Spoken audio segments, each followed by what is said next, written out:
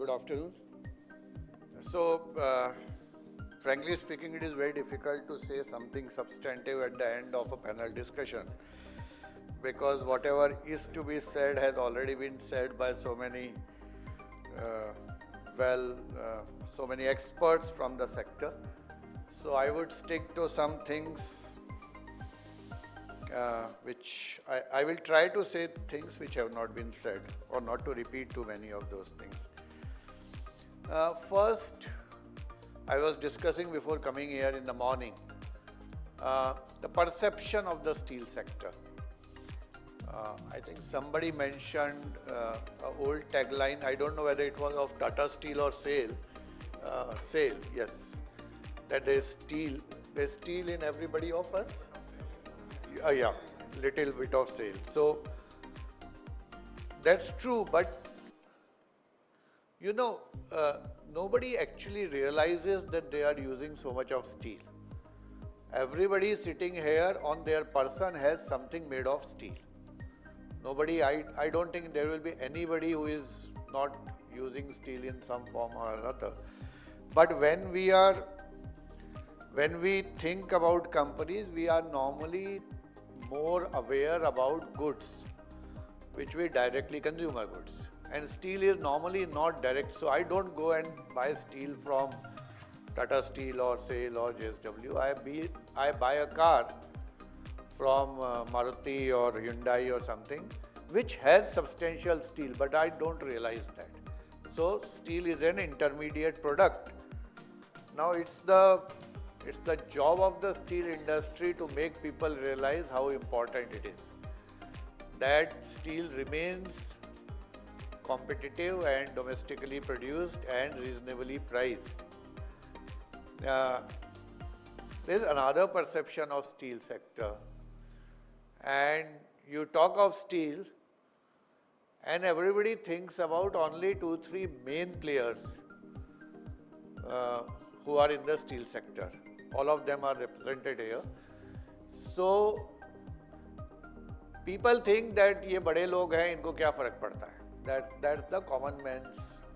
I'm talking from a common man's perception.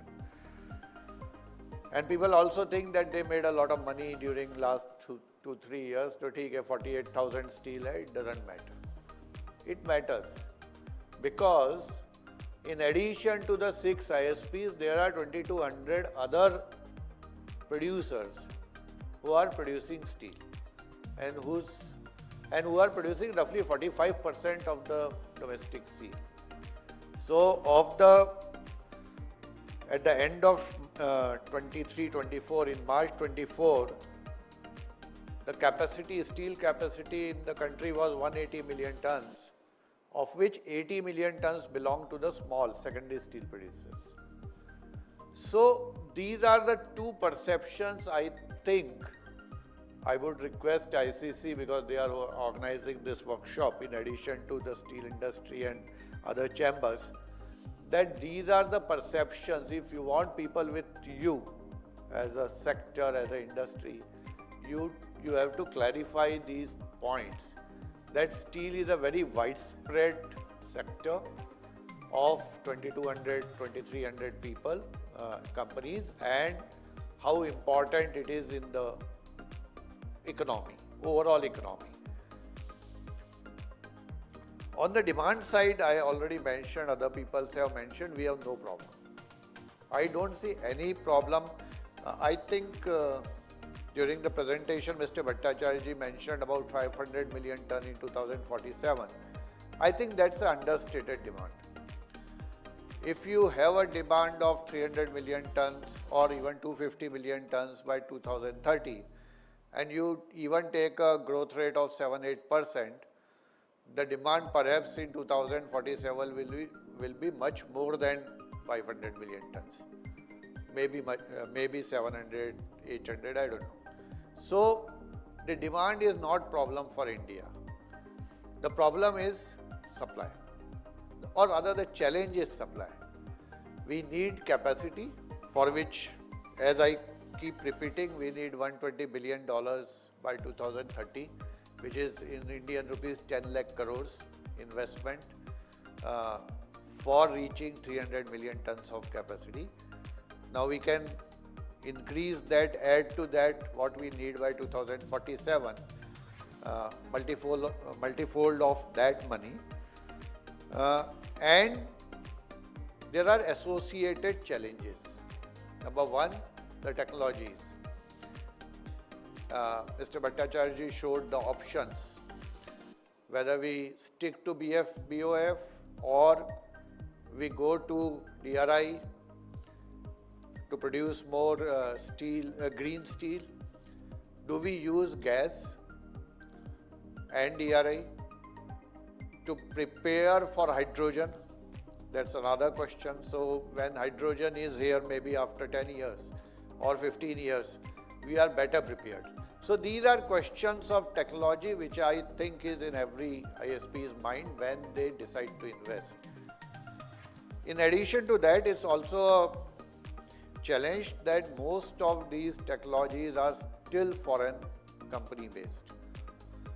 Most of our major industry units are still designed by SMS or Daniel E or somebody sitting outside, and they take a substantial portion of investment on as a IPR. So that's a fact. That's a challenge. We don't have domestic technologies in most of these complicated units. I think somebody mentioned, I don't remember who, but about digitization. I think that is one thing which will need to come in the steel industry on a large scale. I can say I have visited some of the public sector units of SAIL, RI. Yesterday I was in RINL, Vizag.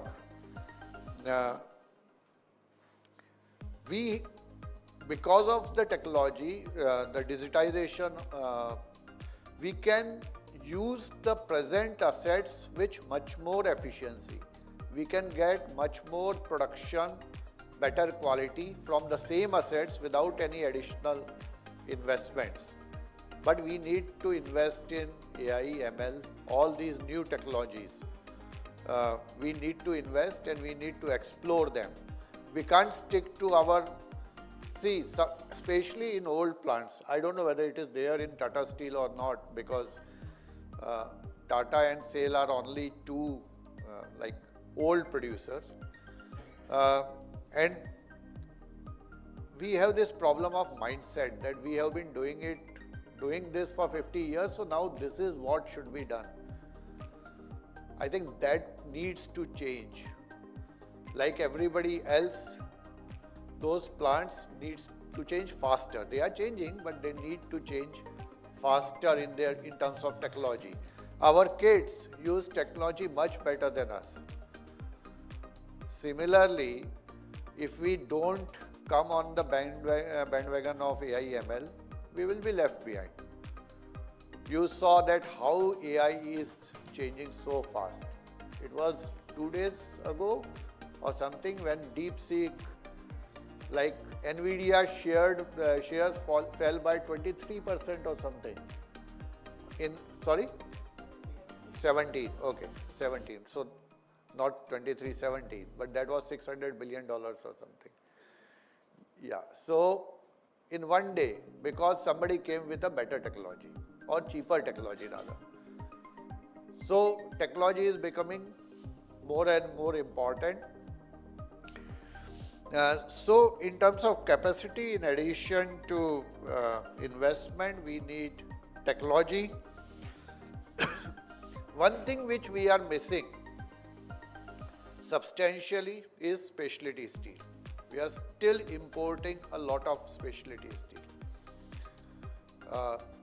Be it electric steel, be it some of the other steels, because in the ministry we monitor what is being imported and we see that some of the steel grades we are still dependent as a country substantially on imports. Now, I understand that if the volumes are not enough, it may not make economic sense to produce them. But in some cases, the volumes are good. And that's why we have this PLI for specialty steel. So I hope that we produce more specialty steels. Logistics, I think, has been covered mostly by Mr. Sahai. Slurry pipelines is one thing which I think will need to be focused much more, because whatever we do with so much load on railways of all sectors, steel is just one of the sector. I don't think that the constraint of logistic will be it's easy to handle without going to slurry pipelines. So that is, I think, another thing which the steel plants, most of the plants are going into that direction.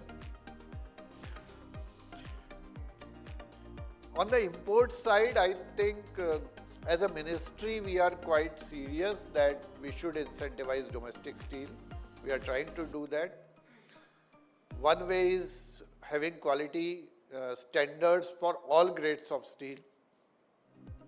We are trying that in coming months, we cover all grades of steel, so that if steel is imported, it is covered by BIS standard and quality control orders. We don't want any substandard steel to be brought into the country. And on the export side, I think the only challenge which I see is CBAM, the impact of CBAM and the green steel.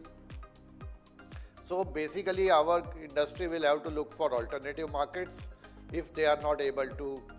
I think the CBAM in its present form, it's very difficult to compete, but we will need to look for alternative markets and also try to go in the green. Another thing which as a ministry we are trying to promote is cooperation in international arena. Now we see that there are three areas in which our industry can work together. One is getting raw material security. For coking coal, we are mostly dependent on imports, but we need to diversify. If we depend only on one country, which is presently Australia for mostly, but we need to diversify to Russia, USA, other countries. And if we work together, then you can get better terms, better flexibility in supply. And also if there are supply chain issues, then you can address them. Second is technology. In terms of technology, especially green, we will need more technologies. So that is second arena. And third is, which some of the companies are doing, is acquiring assets overseas, acquiring mines, not only coke or iron ore. The iron ore, we have iron ore, but if we want high grade, high Fe, 67, 68, maybe more, then we will need to acquire in other countries. But why can't we acquire, say, limestone mines in UAE? That's like, if we don't have limestone, like what is required for steel, we can't make steel. So these are some of the methods by which, if we work jointly, so that's another priority where we are working, that we have an international cooperation strategy for our steel sector. The last point I would like to mention is skills.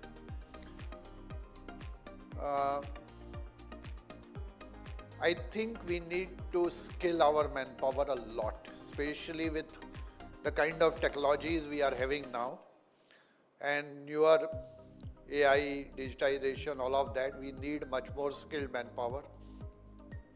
We have bright young men and women, but we need to skill them.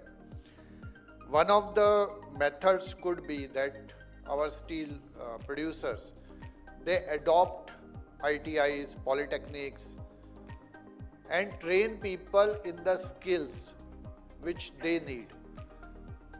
So that, for example, if you need, say, mechanical people in mechanical engineering with special focus on steel. You can train people like that. Spend some money, develop them when they are in educational institutions, and then take them when they are out. So skills is one thing, existing, but more important, new manpower, which will be needed. So these are, I think, some of the challenges which we will see, we will need to overcome in the coming years. And I am sure that the vibrant steel industry we have, we will be able to do it. I am quite confident of that by 2030, we will not only have 300 million tons of capacity, but we will also have a modern